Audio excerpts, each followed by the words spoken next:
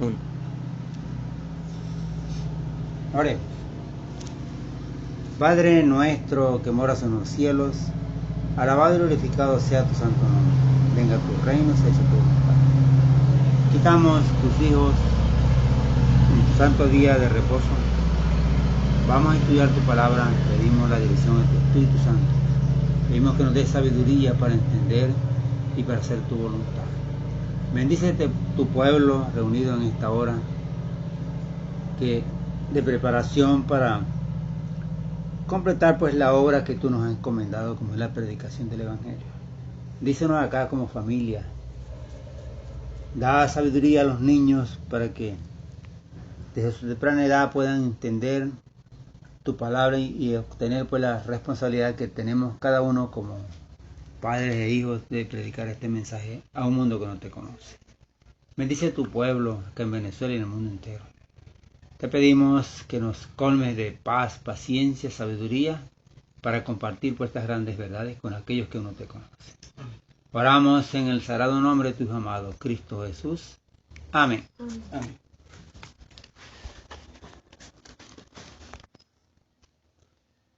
Un feliz sábado, mis apreciados hermanos. Dios les bendiga grandemente en esta mañana bendita y gloriosa que nos concede nuestro Señor Jesucristo.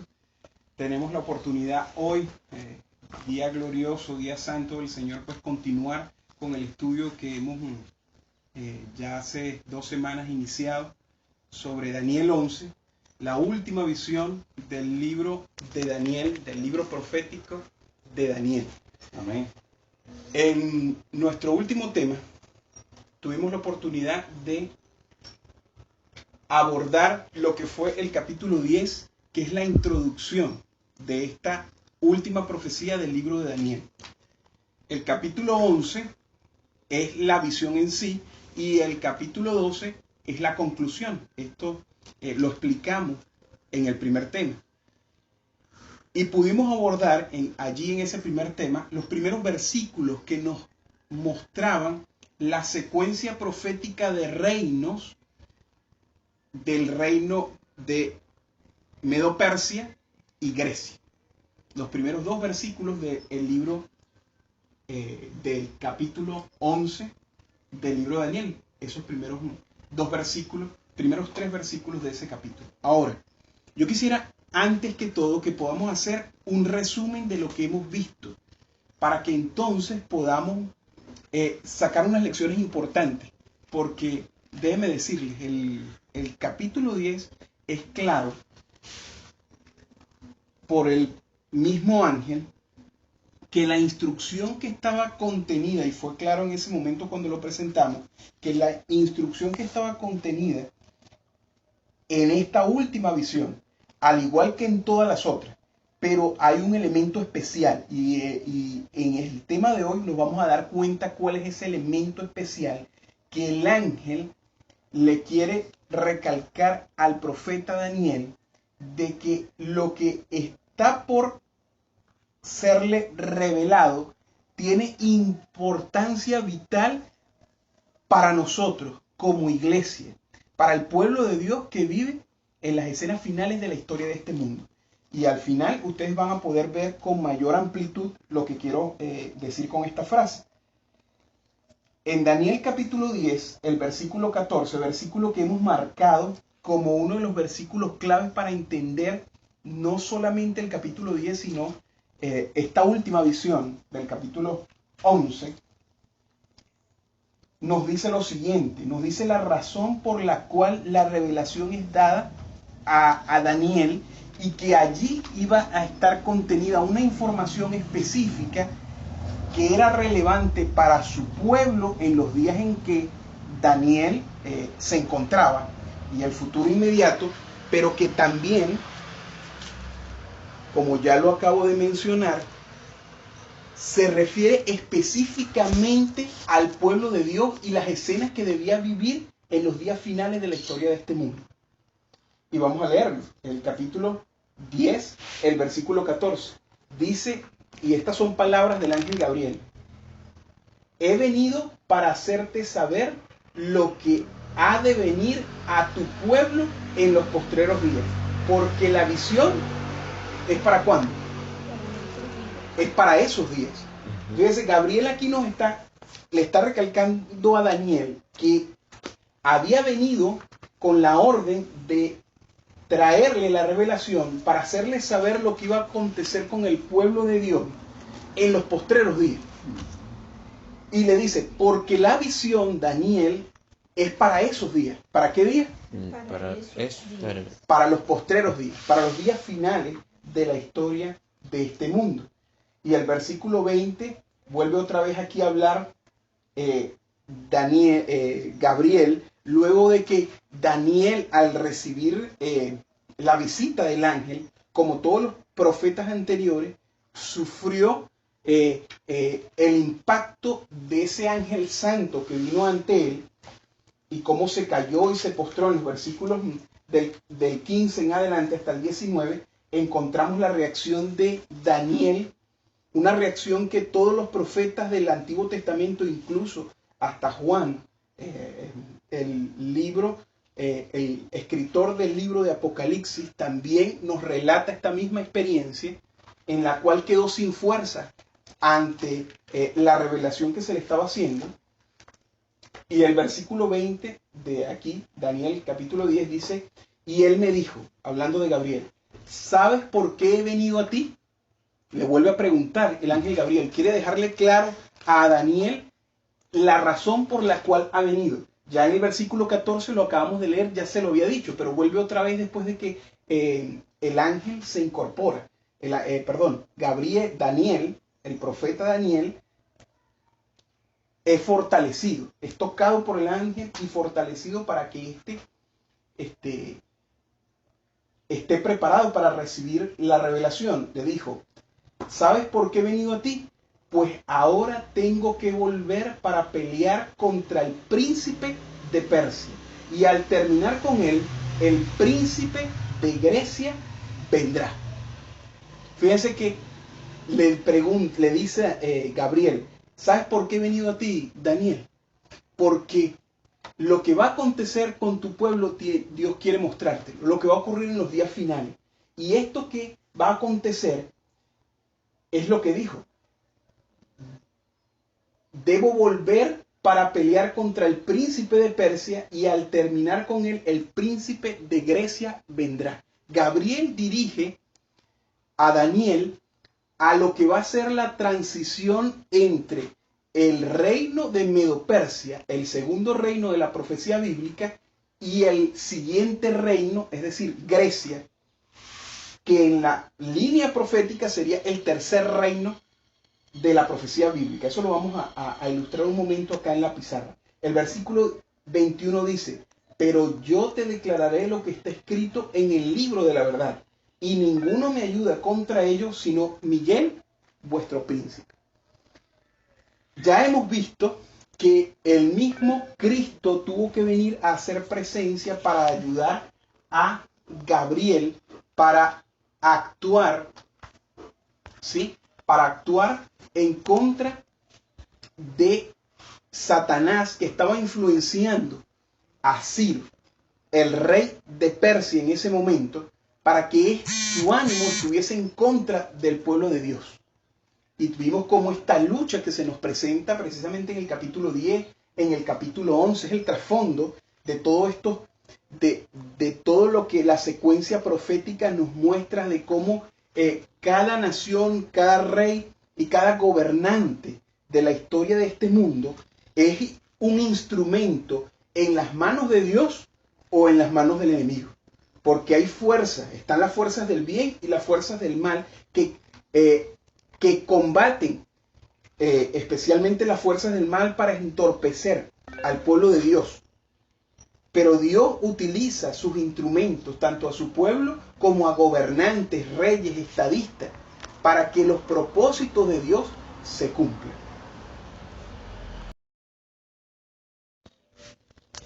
Ok, entonces, en Daniel capítulo 11, el siguiente versículo, es decir, el versículo 1, sigue allí la visión dada a Daniel, y continuando hablando, Gabriel le dice en el versículo 1, y yo mismo en el año primero de Darío el Medo estuve para animarlo y fortalecerlo.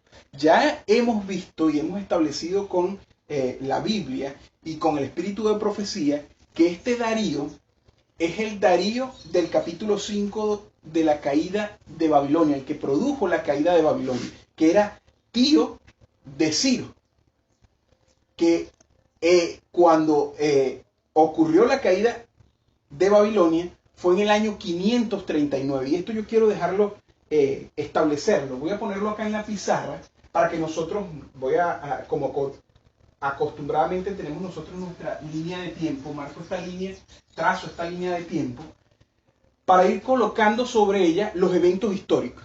Y quiero que ustedes lo vayan tomando nota y dándose cuenta lo interesante, porque lo que se nos está describiendo aquí, miren, el Señor nos está colocando sobre ese evento, una secuencia de eventos. Y esa secuencia de eventos, que es el cumplimiento de la profecía bíblica, es de suma importancia, porque esta es la que Gabriel llama a Daniel la importancia de estos reyes, la posición y la ubicación de estos reyes, y es lo que él dice: he venido a ti para hacerte saber lo que va a acontecer a tu pueblo en los días finales, porque la visión es para esos días. Y mi propuesta en esta mañana es, por medio de este estudio, mostrarle que Gabriel estaba llevando por orden divina a Daniel la información de lo que iba a acontecer con el pueblo de Dios, lo que está relatado en el libro de Esther. En el libro de Esther. Y en un momento lo vamos a ver.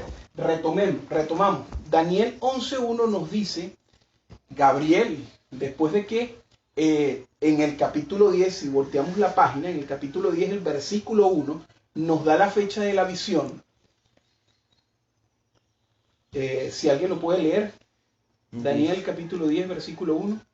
En el tercer año de Ciro, rey de Persia, fue revelada la palabra a Daniel, cuyo nombre era Belsasar, y la palabra era verdadera, mas el tiempo fijado era largo, y el empero contenido la palabra, y tuvo inteligencia en la visión. Amén, ¿verdad? Entonces Daniel aquí nos está diciendo, está dándonos la fecha de esta última visión de Daniel, ya lo vimos, y es el tercer año del reinado de Belsasar. Ya habíamos explicado, voy a colocarlo aquí como uno de nuestros primeros hitos. Esta fecha ya lo establecimos, que fue el año 536, 535, voy a colocarlo aquí, 536, 535, antes de Cristo, como la fecha de que está dando Daniel aquí en el versículo 1 del capítulo 10. Es el año en que Daniel Ciro da el decreto para que los judíos volviesen a Jerusalén. Es decir, es el primer decreto, y cuando digo el primer decreto, refiriéndonos a los 3 decretos que formaron parte, o el primer decreto de aquellos que formaron parte para dar inicio a la profecía de las 2300 tardes y mañanas y los 490 años, que fue dada por Artajerjes en el año 457. Pero este es el primer decreto. El de Artajerjes, el rey Artajerjes, fue el tercer decreto.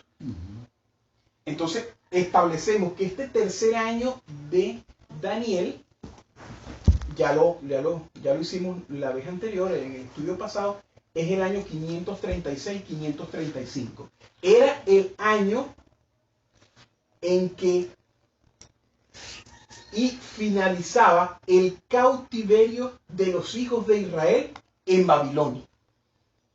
Y mencionamos que en el libro de Daniel, específicamente, este año tercero del reinado, al traer el final de los 70 años, marcaba el final de una profecía de tiempo dada en el libro de Jeremías. En Jeremías, en el capítulo 29.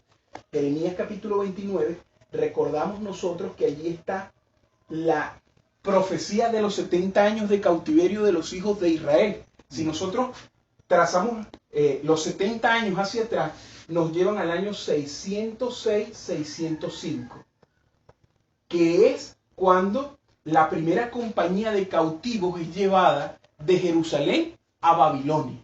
En ese entonces establecimos, en nuestro anterior estudio, que en este momento es cuando la primera incursión de Nabucodonosor a Jerusalén se lleva cautivo ¿a quiénes? A Daniel, a los 3 jóvenes hebreos y a todos los que eran del linaje real, porque había muchos más judíos, ¿verdad? Y eso fue en el año 606-605. 70 años después nos conduce a este Daniel capítulo 10, versículo 1. Ahora, también establecimos que cuando volvemos nuevamente ahora a Daniel capítulo 11, el versículo que habíamos leído con anterioridad, el versículo 1, y yo mismo en el año primero de Darío el Medo estuve para animarlo y fortalecerlo. Recordamos que ya establecimos esto. Darío fue el rey Medo que trajo abajo a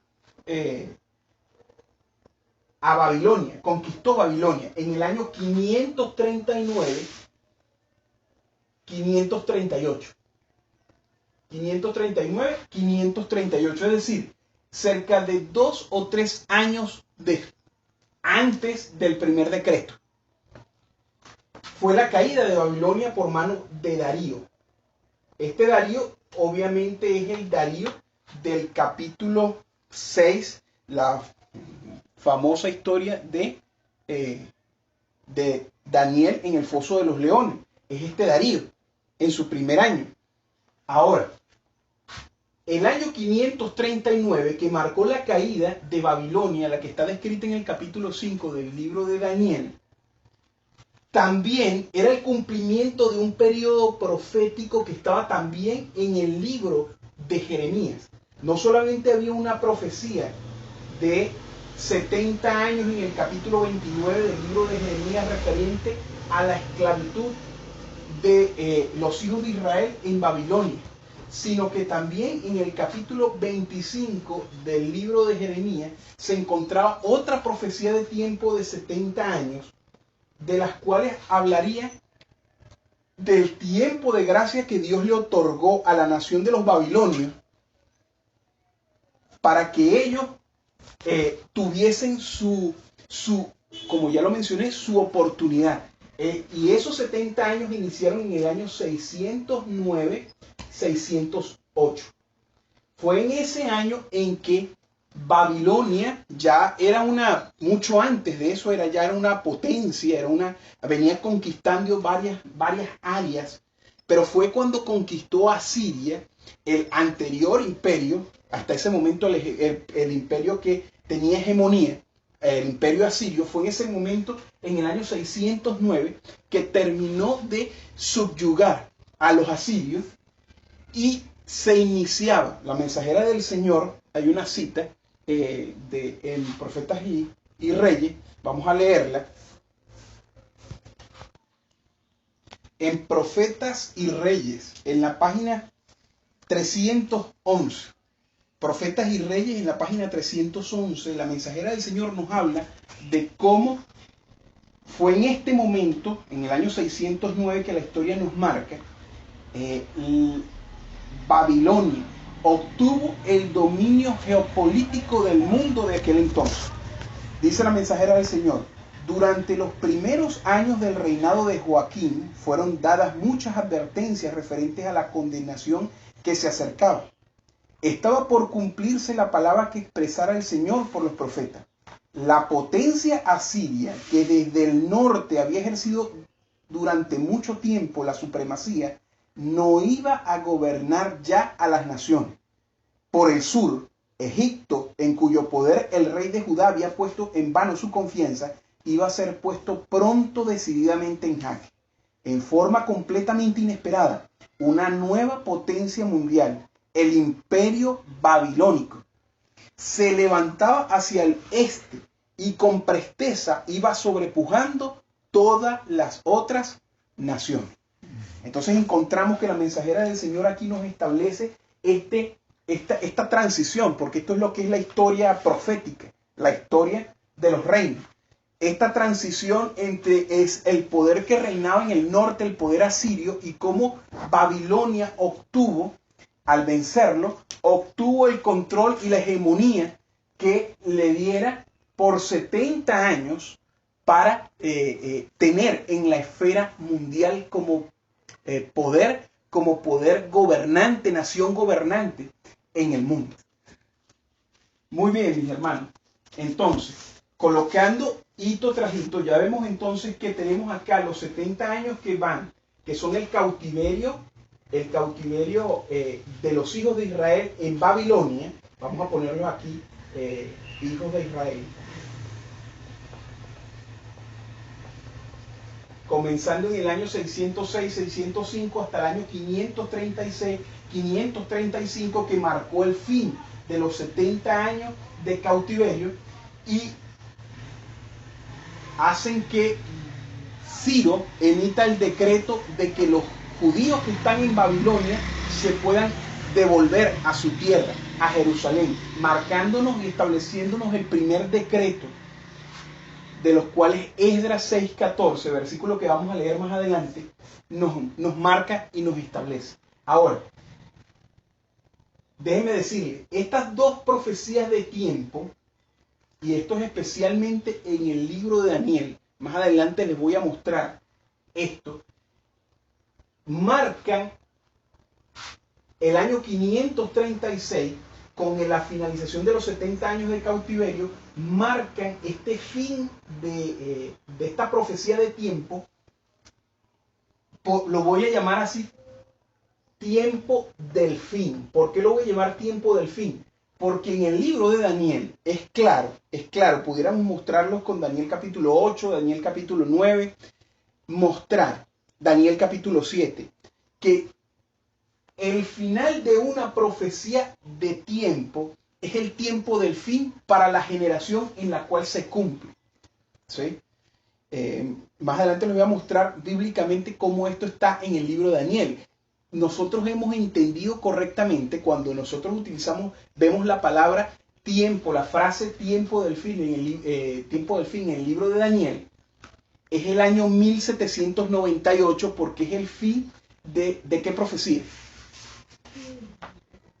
De 1260 años. Tiempos y la mitad de un tiempo, que empezaba en el año 538 hasta 1798.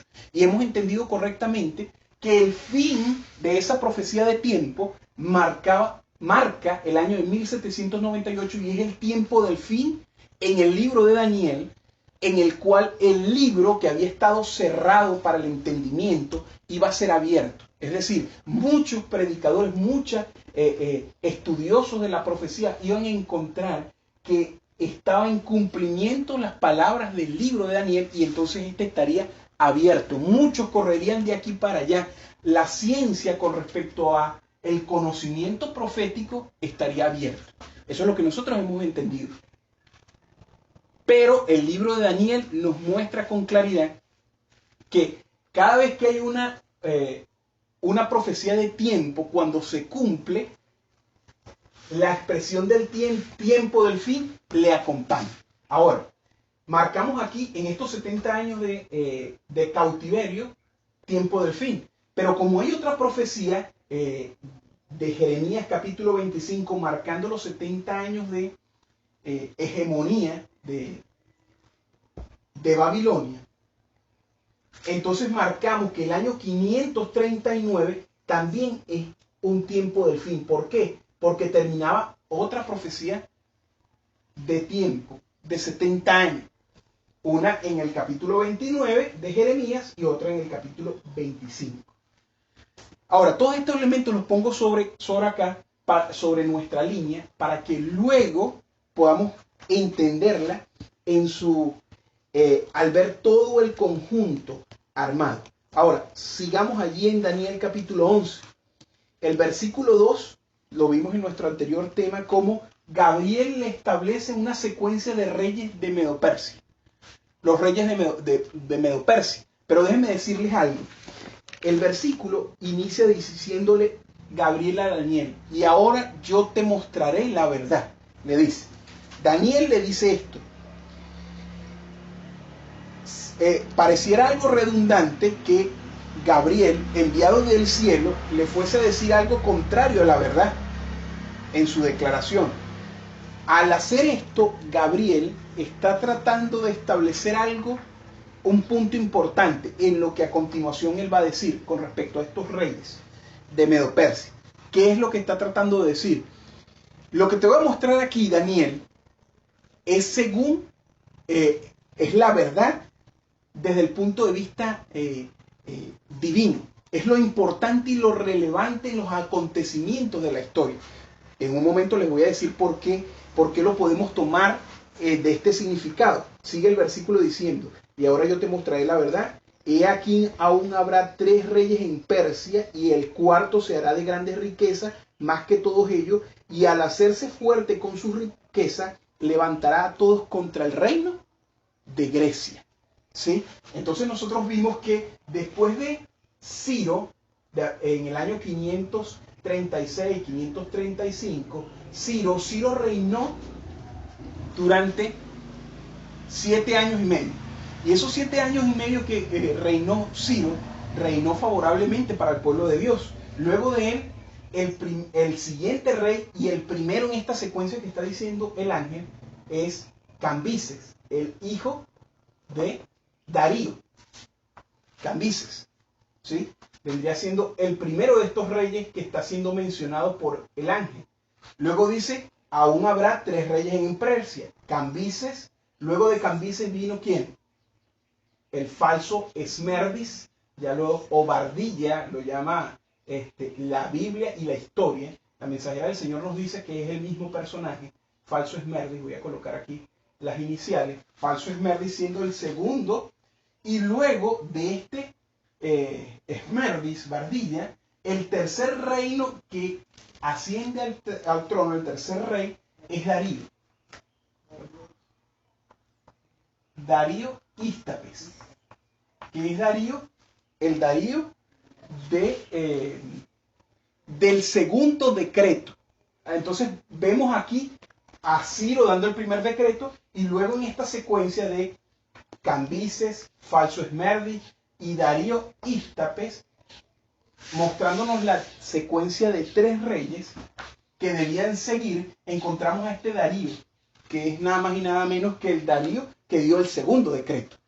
Ahora dice la profecía que el cuarto se haría de grandes riquezas y que levantaría. Escuchen esto, porque de estos 3 reyes, dice y aún se levantarán 3 reyes en Persia. Solamente la declaración del ángel es eso. 1, 2 y 3. Le dice, van a haber 3 reyes. Pero el cuarto, entonces dedica a Gabriel a dejar 2 características de ese cuarto, que queden registradas esas 2 características, por tanto son importantes. ¿Cuáles son esas 2 características? Dice, el cuarto se hará de grandes riquezas más que todos ellos. Este cuarto rey que seguiría, que ya lo mencionamos, es nada más y nada menos que Jerjes, o como conocemos ya, es el Asuero del libro de Esther. La profecía de Daniel, capítulo 11, el versículo 2, lo marca como siendo el más rico de todos. El más rico de todos. Pero también dice que este cuarto rey, Jerjes, miren cómo dice, levantará a todos en contra de ¿quién? En contra del reino de Grecia. ¿Y quién era Grecia? ¿Quién era Grecia? El reino que venía. Exacto, era el siguiente reino que la profecía indicaba que había de qué, que había de levantarse, ¿sí? Que había de establecerse en el dominio mundial. Entonces, este cuarto rey tendría estas 2 características. Iba a ser más rico que todos los demás y iba a levantar a todos en contra del siguiente imperio mundial, Grecia. Voy a poner aquí, levantará a todos contra el reino de Grecia. Vamos a ponerlo aquí así, ahorita lo borramos para que nos dé chance aquí de mostrarles, de mostrarles esto. Déjenme colocarlo un poquito más junto, ya se los coloco nuevamente para que podamos seguir en nuestra línea histórica profética. Pausa. Muy bien, continuamos entonces. Vemos acá esta secuencia de reyes: Cambises, Falso Esmerdis, Darío, Ístapes y luego Jerjes del libro de Esther, el Asuero del libro de Esther. Y déjenme darles este detalle: Jerjes era hijo de Darío Ístapes, que en el momento de su muerte, estando él fuera del reino, eso fue el año 486 a.C., 486, 485, tiene que volver a la capital para tomar y asumir el trono de Persia. Ahora, el ángel mostró esta secuencia de reyes.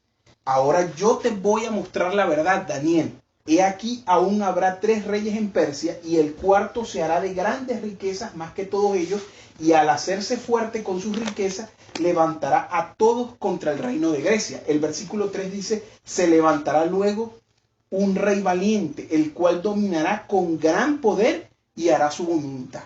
A partir del versículo 3, el versículo 4 y los versículos en adelante, encontramos que la profecía aquí está describiendo el siguiente imperio mundial. Este rey valiente que se debía levantar, que se levantó, es nada más y nada menos que Alejandro Magno. Alejandro de la líder del imperio griego macedónico, ¿sí? Como la historia bien y como nosotros bien conocemos. Y lo voy a colocar. ¿Por qué? Porque hasta el versículo 2, Gabriel habla de los reyes de Media y de Persia. Hasta el versículo 2, bajo este conteo de reyes que hemos colocado. Y luego el siguiente versículo, yo voy a poner aquí versículo 2, y luego el versículo siguiente, el versículo 3,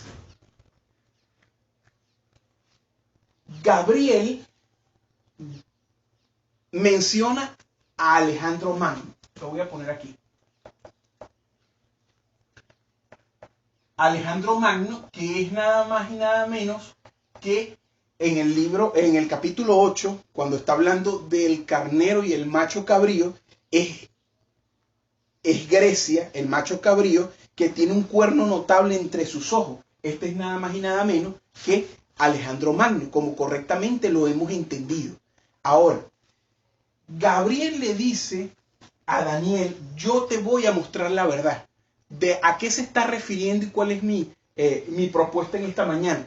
Gabriel le está diciendo, desde el punto de vista divino, estos son los reyes que tienen relevancia profética.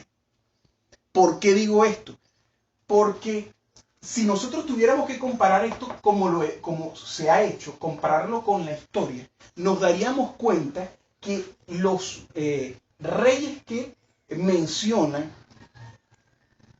Gabriel, se salta, al compararlos con la historia, se salta reyes. ¿A qué me refiero?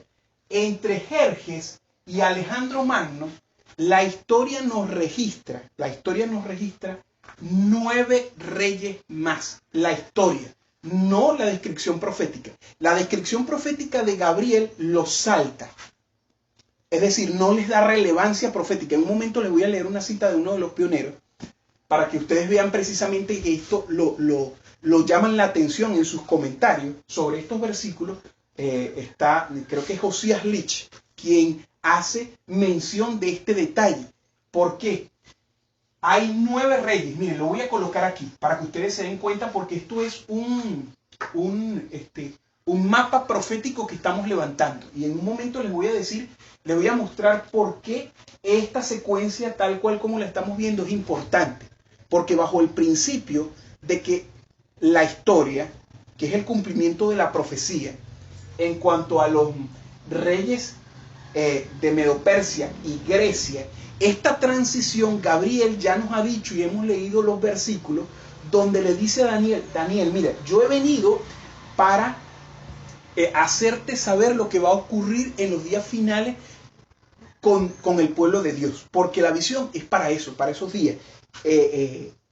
Y cuando él habla, cuando él describe la información profética de importancia para el pueblo de Dios, no habla de la transición de la Roma pagana a la Roma papal. Sí lo hace desde el aspecto más amplio de la profecía, en la descripción más amplia. Pero cuando él describe las palabras a Daniel, le dice, ya lo hemos leído anteriormente, el versículo 20. Él me dijo, leámoslo un momento, ¿sabes por qué he venido a ti, Daniel? Pues ahora tengo que volver para pelear contra el príncipe de Grecia. Y al terminar con él, el príncipe de Persia, y al terminar con él, el príncipe de Grecia vendrá. Gabriel le está diciendo que, llamando la atención a que esta parte, esta transición entre los reyes de Persia y de Grecia, hay algún tipo de información específica para el pueblo de Dios en los días de Daniel, pero para nosotros también, es decir, para la iglesia que vive en los días finales de la historia de este mundo. Vamos a colocar aquí, en esta secuencia de reinos, tenemos Darío en el año 539, Darío el Medo, que conquista Babilonia. Luego, en el año 536, Ciro, el comandante de su ejército, da el primer decreto para que los hijos de Israel vuelvan a Jerusalén, marcando el fin de los 70 años de cautividad. Luego habrían 3 reyes en Persia, Cambice, hijo de Ciro, luego vendría el falso Esmerdi, y tercero Darío Ístape, el mismo Darío que daría el segundo decreto. Luego el ángel Gabriel, como ya lo mencionamos, ya lo hemos leído, dice que el cuarto, que es Jerjes, Asuero del libro de Esther, iba a ser más rico que todos ellos y que iba a levantar a todo el mundo en contra del siguiente imperio universal. Pero Gabriel nos señala en el tercer versículo que luego vendría Alejandro Magno, el rey que seguiría desde el punto de vista de la inspiración. Pero la historia, y aquí lo marco, registra 9 reyes. 1, 2, 3, 4, 5, 6, 7, 8, 9. Alejandro Magno es el 10º rey. Y el rey marcado por la profecía como el rey primero del Imperio Universal de Grecia. Vamos a poner aquí 10. Y esto es importante, que ponga este número acá. Por lo que más adelante vamos a considerar esto desde un punto de vista un poco más amplio. Ahora, ¿qué nos está diciendo Gabriel? Si esto es correcto, Gabriel le estaba diciendo a Daniel, mira, en relación con el pueblo de Dios, estos son los reyes de Medo y de Persia, pero va a haber un rey en especial, el cuarto rey, que es de importancia vital para el pueblo de Dios. Vayamos un momento, ¿quién es este Jerjes como yo lo he mencionado?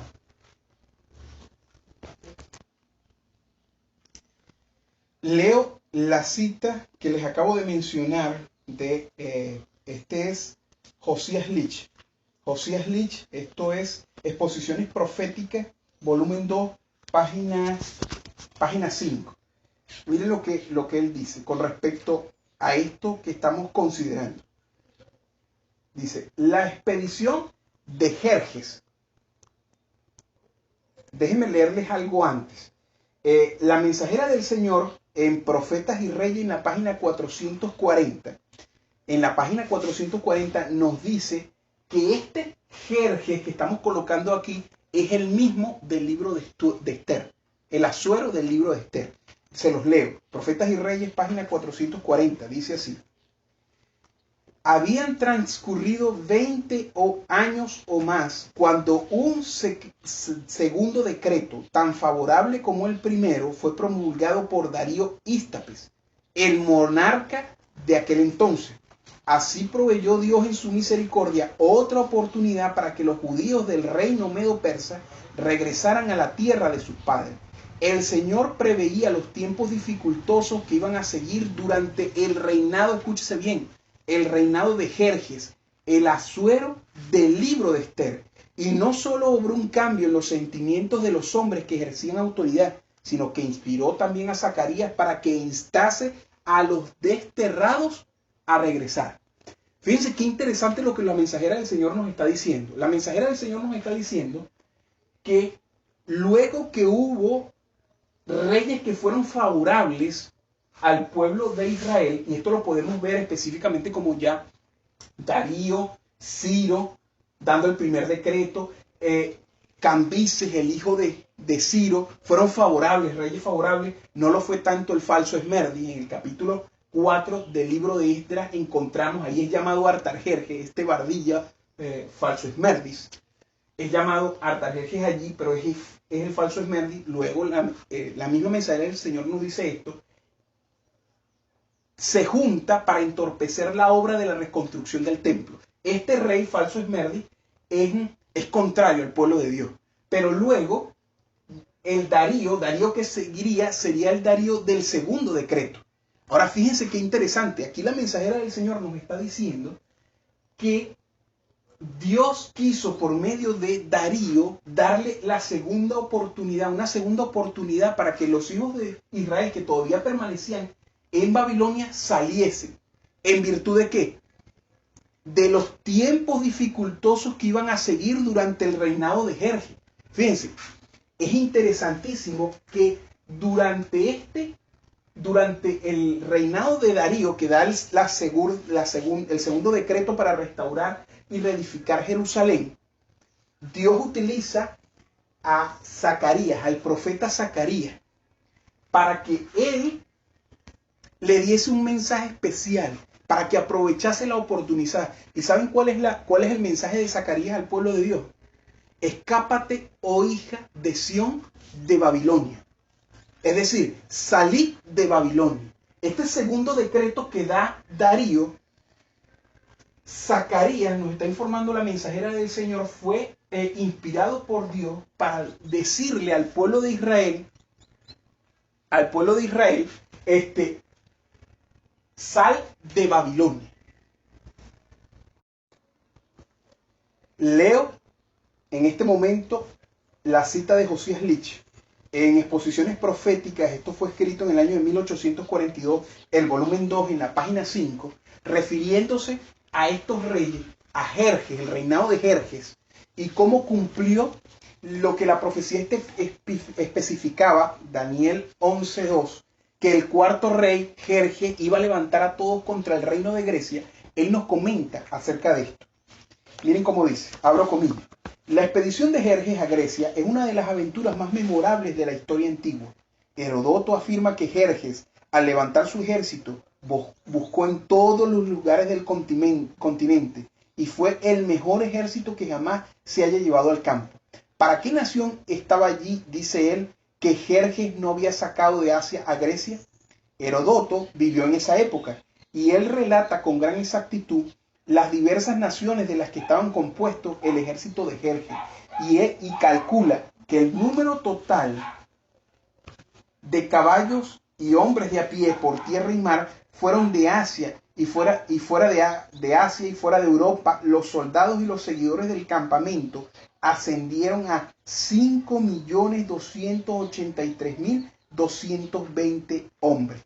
Tampoco Jerjes se contentó con agitar el este, sino también para agitar el oeste, y comprometió a los cartagineses en su alianza, que mientras él y su ejército abrumaban a Grecia, podían caer sobre las colonias griegas en Sicilia e Italia. Y para este propósito, los cartagineses no solo levantaron todas las fuerzas que pudieron en África, sino que también contrataron a un gran número de mercenarios en España, la Galia e Italia, de modo que su ejército estaba formado por 300.000 hombres y su flota de 200 barcos. Así se movió todo. Jerjes contra el reino de Grecia. Y después de él, y escuchen esto, márquenlo, y después de él no se menciona a ningún otro rey de Persia. Es de notar, dice Jerónimo, que el profeta enumeró a 4 reyes de los persas después de Ciro. Se desliza sobre 9 y pasa a Alejandro, porque el espíritu profético no le importaba seguir el orden de la historia, sino solo tocar los eventos más famosos. Jerjes fue el autor principal de las guerras largas y el odio inveterado entre los judíos y los persas, y como fue el último rey de Persia que invadió Grecia, se menciona al último. Los griegos entonces a su vez invadieron Asia, y la expedición de Jerjes es la más memorable de un lado, como la de Alejandro del otro. Los reinados de estos dos no están conectados de manera incorrecta. Entonces podemos ver acá en esta cita de Josías Lich precisamente lo que está estableciendo aquí. La inspiración cuando Gabriel le dice a Daniel, Daniel, he venido a ti para mostrarte lo que va a acontecer en los días finales de la historia de este mundo con respecto a tu pueblo, porque la historia, la profecía es para esos días. Gabriel tenía la intención de mostrarle por medio de una información profética relacionada al pueblo de Dios, al profeta Daniel. Para el pueblo de Dios en los días en que estaba cumpliéndose esta profecía. Porque les estaba hablando precisamente de los tiempos angustiosos que iban a venir bajo este cuarto rey, Jerjes o Asuero, que iba a causarle al pueblo de Dios. ¿Por qué? Porque aquí Daniel 11, versículo 2, nos está conduciendo al libro de Esther y la crisis que sufrió el pueblo de Dios en esos días. Una crisis, mis apreciados hermanos, que al verla en un contexto más amplio, y aquí es donde quiero que mostrar esta parte histórica de cómo hay esta secuencia de reyes, pero que tuvo una importancia para el pueblo de Dios antiguo, para el pueblo de Israel antiguo, porque Dios, por medio del decreto dado de Darío, el segundo decreto, invitó por boca de su profeta Zacarías para que el pueblo de Dios saliese de Babilonia, porque lo que iba a venir próximamente era la crisis del libro de Esther. En el contexto más amplio, mis hermanos, la mensajera del Señor nos señala el libro de Esther y la crisis que vivió bajo el reinado de Asuero, la reina Esther y los que aún permanecieron en Persia, en Babilonia, en Persia. Los judíos que permanecieron iban a arrastrar una terrible crisis, que es la que está descrita allí. Y la mensajera del Señor, y aquí es donde van nuestro estudio, a donde se dirige. La mensajera del Señor nos dice, utilizando esta historia del pasado, del pueblo de Israel, nos dice que esta crisis vivida por el pueblo de Israel es una crisis que es un tipo de la crisis que ha de vivir el pueblo de Dios en los días finales de la historia de este mundo, específicamente la crisis de la ley dominical. Porque la mensajera del Señor nos dice, allí en Profetas y Reyes, vamos a buscarlo, Profetas y Reyes. En Profetas y Reyes, en la página 444, es allí donde la mensajera del Señor nos dice lo siguiente. El decreto que se promulgará finalmente contra el pueblo remanente de Dios será muy semejante al que promulgó Asuero en contra de los judíos. ¿Qué cosa? Dice la mensajera del Señor. Nos está diciendo que la historia del libro de Esther, que está siendo marcada por Daniel capítulo 11, versículo 2, y que Gabriel llama la atención de Daniel porque le dice, ¿sabes por qué he venido a ti, Daniel? Para mostrarte lo de que ha acontecer con el pueblo de Dios en los días finales, porque la profecía es para esos días. primero tengo que terminar con el rey de Persia, pero cuando termine con él, el reino de Grecia vendrá.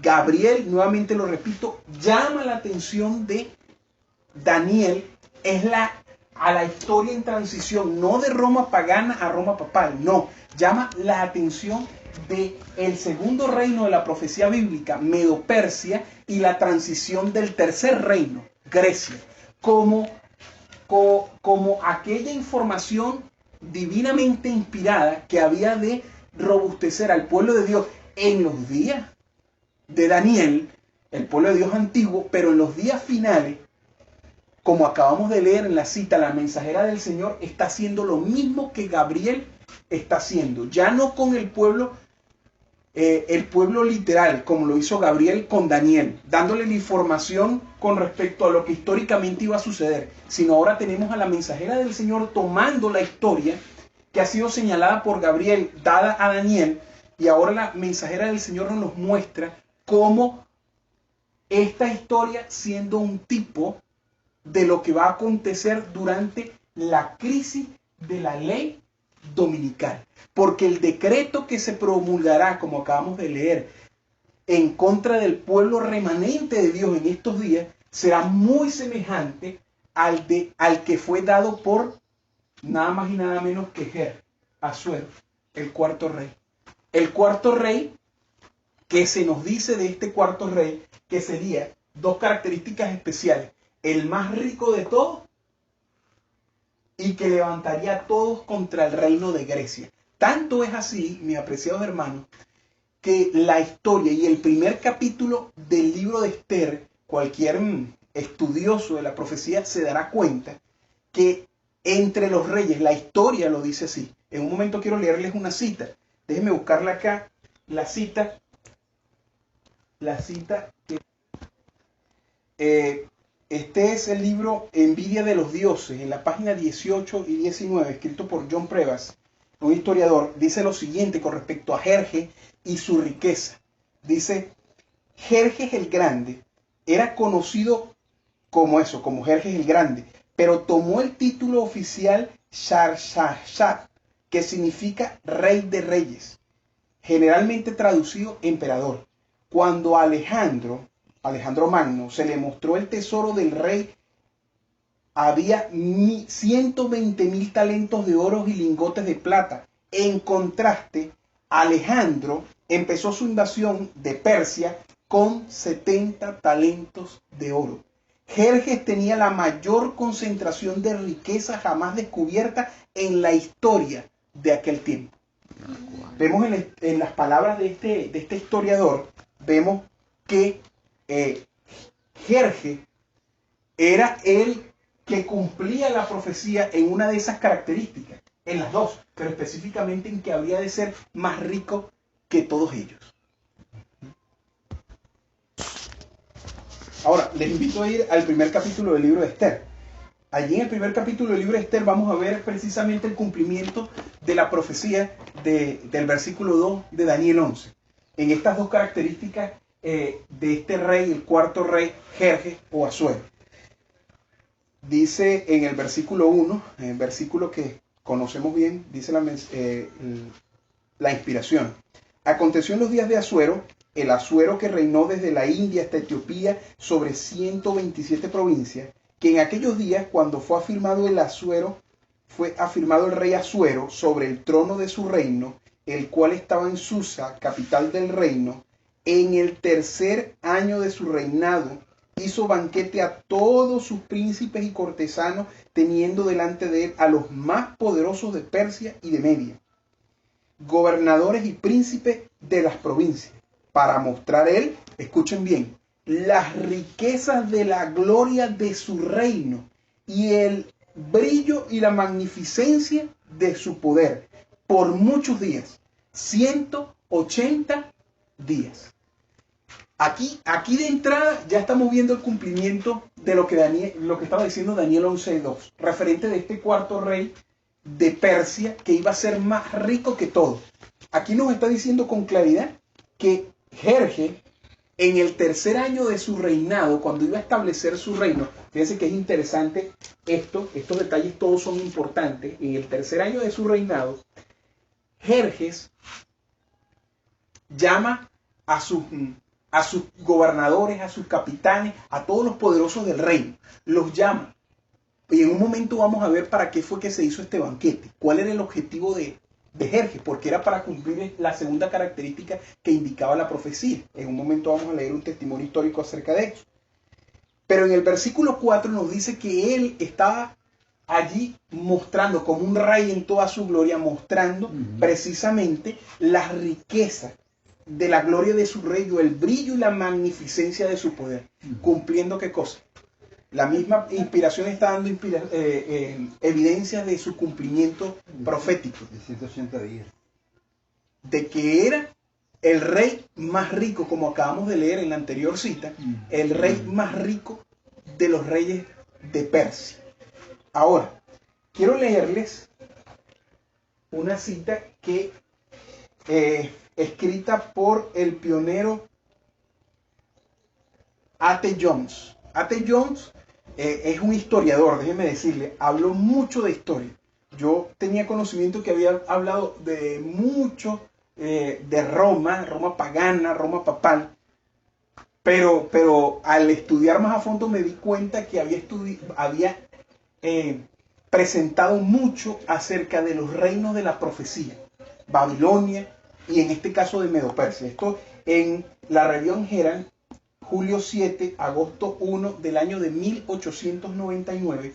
Miren lo que nos dice A.T. Jones con respecto a este Jerjes y el cumplimiento de esta profecía. Miren lo que dice. Abro comillas. Hablando A.T. Jones. En Daniel 11:2 es una profecía hablada en el tercer año de Ciro, el año 535 a.C., diciendo: he aquí todavía se levantarán 3 reyes en Persia, y el cuarto será mucho más rico que todos ellos, y por su fortaleza, a través de sus riquezas, él avivará a todos contra el reino de Grecia. Y entonces dice, fue en cumplimiento de esta profecía que Jerjes invadió Grecia en el año 480 a.C., con el ejército más grande que se haya conocido. Esto lo acabamos de leer en la anterior cita de Josias Litt, que nos dice que era 5 millones y tanto. Sigue diciendo aquí A.T. Jones. Dice, con el ejército más grande que se haya conocido, cuando al resistirse los 300 espartanos bajo Leónidas, se inmortalizaron en las Termópilas. Esa es la batalla de los 300 espartanos. Fue en preparación para esta invasión de Grecia, que reunió a todos los príncipes y gobernadores de su reino en Susa, como se registra en Esther capítulo 1, versículos 3 al 9. ¿Cuál era el propósito entonces de Jerjes? Al reunir a todos sus gobernadores, a todos sus príncipes, a todos los hombres altos cargos en esa fiesta, en ese banquete de 180 días, según lo que nos está diciendo Tellón, fue para prepararlos para la invasión que te estaba planeando, y como marcaba la profecía, levantaría a todos ¿contra quién? Contra el reino de Grecia. ¿Sí? Aquí mismo A.T. Jones nos lo está diciendo. Miren lo que sigue diciendo los versículos como lo cita. Abro comillas. En el tercer año de su reinado hizo una fiesta a todos sus príncipes y sus sirvientes. El poder de Persia, de Media y Persia, los poderes, los nobles y los príncipes de las provincias estaban ante él. Llamó a los gobernadores y príncipes de las provincias a su capital para deliberar sobre la invasión de Grecia, y para recaudar el tributo y las fuerzas de cada provincia debía proporcionar para este fin. El entretenimiento real continuó 6 meses, es decir, 180 días. Pero no fue más tarde. Qué vagabundo, ¿verdad? Pero no fue más tarde del 7º día de la fiesta, cuando el rey, en su embriaguez, le ordenó a sus camareros llevar a la reina Vasti ante el rey con la corona real, para mostrarle a la gente y a los príncipes su belleza. Pero la reina Vasti se negó a venir. Entonces, el rey en consejo decidió dejarla a un lado y publicar un decreto en el idioma de cada pueblo, para que cada hombre lleve el gobierno de su propia casa. Entonces, en su 6º año, condujo a su ejército a Grecia. Sufrió Jerjes una terrible derrota en Salamina y Platea.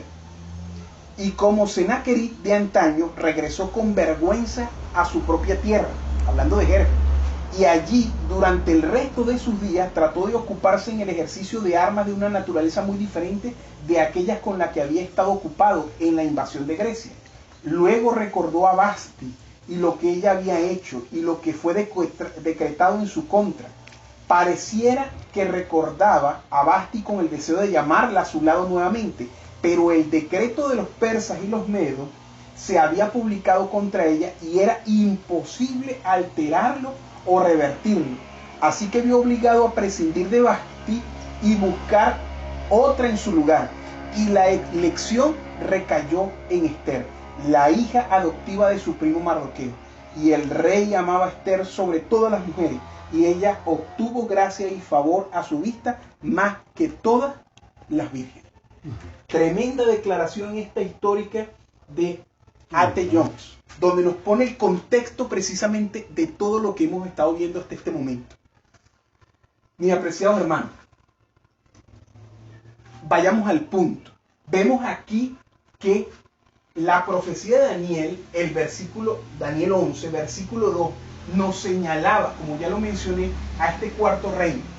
Este cuarto rey que es Jerjes, el asuero del libro de Esther, que cumplía proféticamente estas dos características señaladas por la profecía, que sería más rico que todos los reyes anteriores y que iba a ser una campaña en contra del siguiente reino de la profecía bíblica, es decir, Grecia.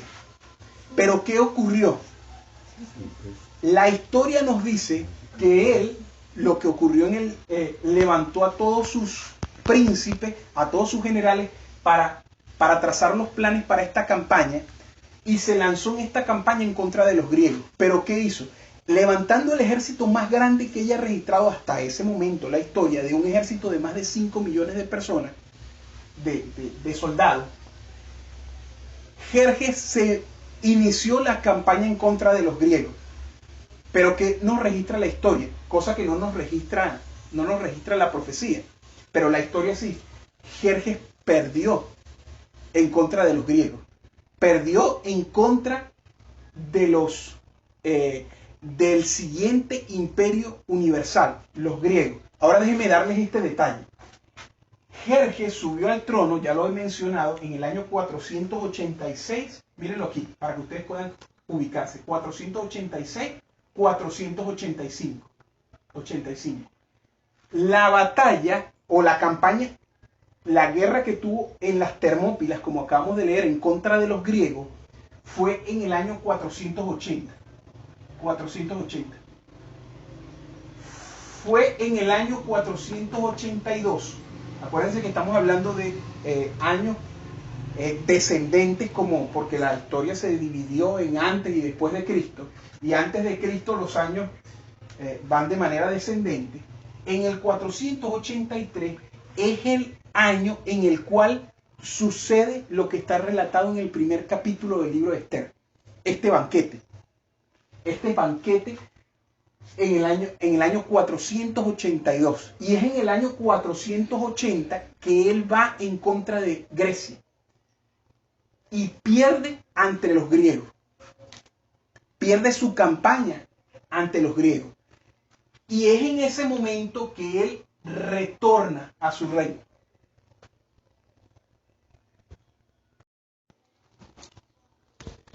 Ahora bien, mis hermanos, al reconocer estos detalles, al darnos cuenta que en el año 480 Jerjes pierde ante los griegos. Fíjense la fecha. El año 480, el año 485 ya lo hemos mostrado como el año en que asciende al reinado, asciende al trono, Jerjes. En el año 483 es el año del primer capítulo de Esther. Anótenlo porque en nuestros próximos temas vamos a ir viendo la importancia de todos estos detalles. En el año 480 es la campaña en contra de los griegos. Al siguiente año, en el 479, se enfrenta una guerra naval en contra de Grecia y vuelve a perder Jerjes. Déjeme decirle, el imperio Medo-Persia se encontraba con Jerjes en el pináculo, en lo más alto, en lo que se llegó a encontrar en el auge del reino Medo-Persia, con el reinado de Jerjes. Pero es precisamente ese rey el que la historia muestra que no pudo en contra del siguiente imperio universal, los griegos. Ahora les aclaro esto. Eso fue en el año 480-479, la pérdida de Jerjes ante los griegos. Pero los griegos no asumieron el trono del reino universal en los días de Jerjes. No. Alejandro Magno vino a aparecer, vino a surgir en la historia como el rey valiente, descrito en el versículo 3 de Daniel 11, en cerca del año 336 antes de Cristo. Es decir, miren la cantidad de años que hay de diferencia hay más de 70 años de diferencia.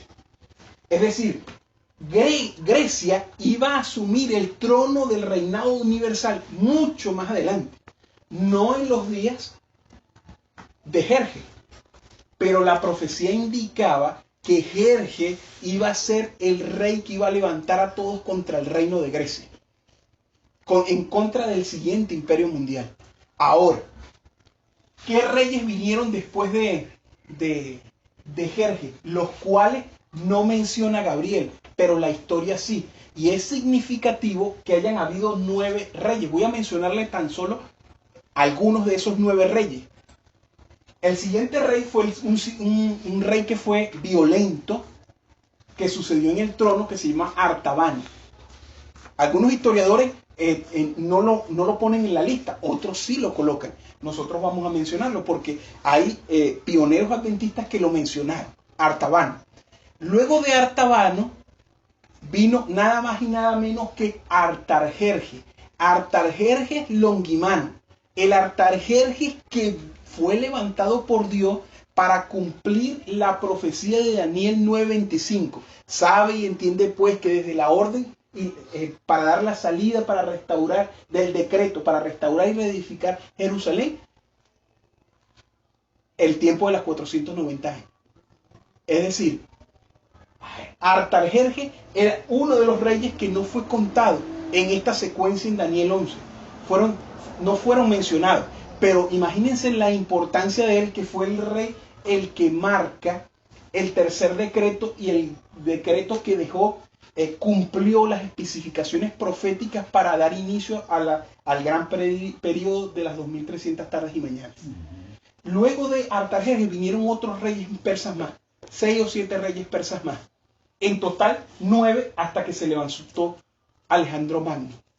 En esa secuencia, entre Jerjes y Alejandro Magno, hay 9 reyes, siendo Alejandro Magno el 10. Y por favor, noto quiero dejar para el registro que el 10 está asociado con Alejandro Magno, el siguiente imperio universal. Porque cuando veamos más adelante esto, que aunque sea hoy dimos algunas pinceladas, de que esta historia, miren, esta historia fue señalada, vuelvo y lo repito, y espero no ser cansador con esto, pero es el objetivo de mostrar todo esto. El objetivo de Gabriel era mostrarle a Daniel toda la historia profética, desde los días del profeta hasta el cierre de la historia de este mundo. Pero había una porción de la revelación que llevaba una carga profética importante. ¿Cuál? Esta que acabamos de establecer. Porque se refería a eventos que iban a afectar al pueblo de Israel, a los hijos de Israel que estaban aún en Babilonia, que persistían aún en el reinado de Medo-Persia, porque le estaba avisando de los tiempos angustiosos que iban a ocurrir, que iban a vivir si ellos permanecían aún en desobediencia de permanecer en Medo-Persia. Iban a sufrir tiempos angustiosos en los tiempos de Asuero, cosa que lo pasaron. Gabriel, quería darle esta información profética a Daniel. Pero esta información profética contenida en el versículo 2 del capítulo 11, esta secuencia de reyes, cuando lo tomamos y lo vemos en su cumplimiento, resulta ser que es tomado por la inspiración, por la profeta de Dios de los días finales, la mensajera del Señor, Elena de White. Y es tomada esta historia, la historia de este cuarto rey, la historia de Asuero, para señalarnos que en los días finales de la historia de este mundo, el decreto dominical que levantarán los poderes que estarán unidos en contra del pueblo de Dios y de la santa ley de Dios, el decreto que promulgarán será muy parecido al que fue dictado por este cuarto rey, Asuero, o Jerjes, este cuarto rey.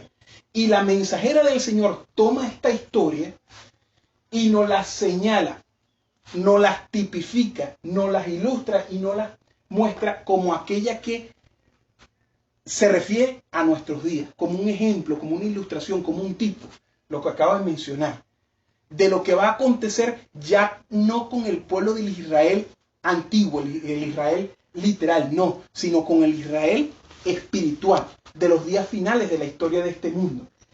En nuestro próximo estudio, mis apreciados hermanos, yo quiero mostrarles la historia de estos mismos reyes que yo les estoy mostrando, pero en el libro de Esdras. En el libro de Esdras. Y al recordar esta secuencia, esta línea profética que ya hemos desarrollado aquí y compararla con la que nos va a dar el libro de Esdras, nos vamos a dar cuenta, mis hermanos, que esta historia, juntando la una con la otra, nos están señalando directamente, escúchenme bien, al cumplimiento del mensaje del primero, del segundo y del tercer ángel. Y es de suma importancia porque nosotros vivimos bajo la proclamación de ¿qué mensaje? La proclamación del mensaje del tercer ángel. Pero la mensajera del Señor nos dice que el mensaje del tercer ángel va a ser fortalecido por el mensaje del cuarto ángel, pero que el mensaje del primero y el segundo han de ser ¿qué? Repetidos en los días finales. Es decir, la luz del cuarto ángel que viene a fortalecer el mensaje del tercer ángel es una repetición de los tres anteriores. Y cuando habla de la repetición de los tres anteriores, está hablando es de la repetición de los eventos que se han dado en la proclamación de estos mensajes, y ustedes van a ver en los próximos temas cómo todo esto tiene relación. Es más, cómo nosotros estamos viviendo en los días, escúchenme bien, del Asuero moderno, del Jerjes moderno, en los días en que hemos de esperar un decreto tan similar por las autoridades, ya no de Medo-Persia, sino por las autoridades señaladas por Apocalipsis capítulo 13, los Estados Unidos de Norteamérica, como el decreto que será muy similar al dado por Artajerjes. Quiera el Señor entonces que cada uno de nosotros seamos llevados a esta convicción, a ver cómo la palabra profética de Dios establece estos elementos, establece estas verdades para ilustrarnos lo que ha de acontecer en los días finales de la historia de este mundo e en nuestros propios días. Que el Señor nos bendiga, mis apreciados hermanos. Amén.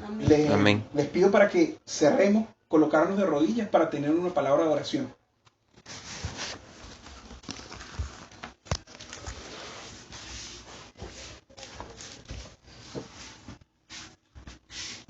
¿Qué me dice? Oremos. Padre nuestro que estás en los cielos, santificado y glorificado sea su santo y bendito nombre. En esta hora, nuestro Padre Celestial, cuán agradecidos nuestro Dios estamos a ti por tu santa palabra, Señor, por la palabra profética más segura, porque, Señor, al estudiarla nos damos cuenta, Señor, ella misma nos da la evidencia de que pues es divinamente inspirada. Amén. De que, Señor, de que tú has trazado desde tiempo atrás, Señor, por medio de la historia que ha venido desenvolviéndose, ha venido cumpliéndose proféticamente, tú nos muestras, Señor, que ella apunta directamente a nuestros días. No hay manera, Señor, de que el pueblo de Dios en estos días finales pueda sentir de que está sin ancla, que está a la deriva, que no conoce las señales de los tiempos, sino, Señor, que aquellos que buscan en las Sagradas Escrituras, buscan en esa antorcha que es la palabra profética, encuentran, Señor, el cumplimiento mismo de lo que sucede a nuestro alrededor. Amén. Gracias, nuestro Padre Celestial, por darnos esa certidumbre. Ayúdenos a que nosotros pongamos nuestra